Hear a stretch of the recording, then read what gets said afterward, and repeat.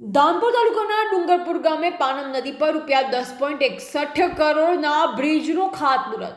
ધાનપુર તાલુકાના ડુંગરપુર ગામે પાનમ નદી પર નિર્માણ થનારા નવા બ્રિજના કામનું ખાતમુહૂર્ત ભવ્ય અને ઉત્સાહભેર વાતાવરણમાં સંપન્ન થયું.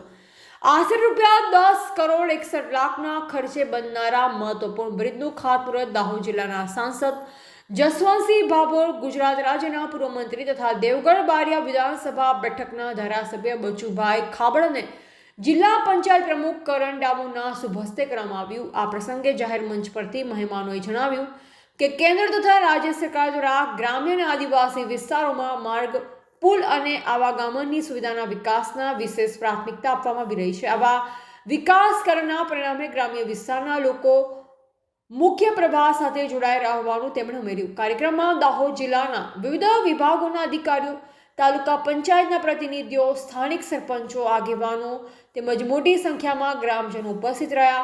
ઉપસ્થિત લોકોએ મહત્વપૂર્ણ વિકાસ કાર્ય બદલ સરકાર અને જનપ્રતિનિધિઓ પ્રત્યે સંતોષ અને આનંદ વ્યક્ત કર્યો. પાનમ નદી પર બનનારા બ્રિજના નિર્માણથી ડુંગરપુર સહિત આસપાસના અનેક ગામના લોકોને વર્ષોથી ચાલતી આવાગમનની સમસ્યાનો કાયમ ઉકેલ મળશે.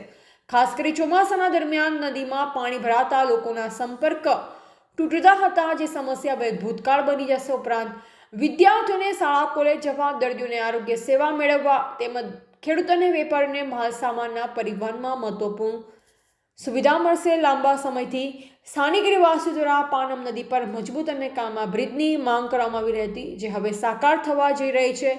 બ્રિજનું કામ પૂર્ણ થતાં વિસ્તારના સામાજિક, શૈક્ષણિક અને આર્થિક વિકાસને નવી ગતિ મળશે અને સમગ્ર ધાનપુરના વિકાસમાં આ પ્રોજેક્ટ એક મહત્વપૂર્ણ માઇલસ્ટોન સાબિત થશે. તાલુકા ખાતે ડુંગરપુર બ્રિજનો આજે શુભારંભ અમારા પૂર્વ કેન્દ્રીય મંત્રી, દાહોદના લોકપ્રિય સાંસદ જસવંતસિંહ ભાભોર સાહેબ, અમારા મહેન્દ્રભાઈ ભાભોર, જિલ્લા પંચાયતના પ્રમુખ, અમારા તાલુકાના પ્રમુખ, પાર્ટીના સંગઠનના ચૂંટાયેલા તાલુકા જિલ્લા પંચાયતના સરપંચશ્રીઓ સૌની સાથે મળીને આજે 10.66 કરોડના ખર્ચે આ બ્રિજ પાનમ નદી પર આઝાદીના 75 વર્ષ પછી પહેલી વાર એનો અમે ખાતમુહૂર્ત કર્યું છે. ટૂંકા સમયની અંદર પરિપૂર્ણ કરીને આ વિસ્તારની જનતાને રસ્તા માટેની સુવિધાઓ મળશે.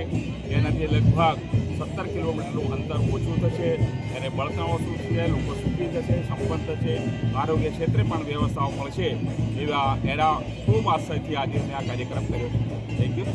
રિપોર્ટર કિશન મોનિયા, દાહોદ જિલ્લા બ્યુરો ચીફ.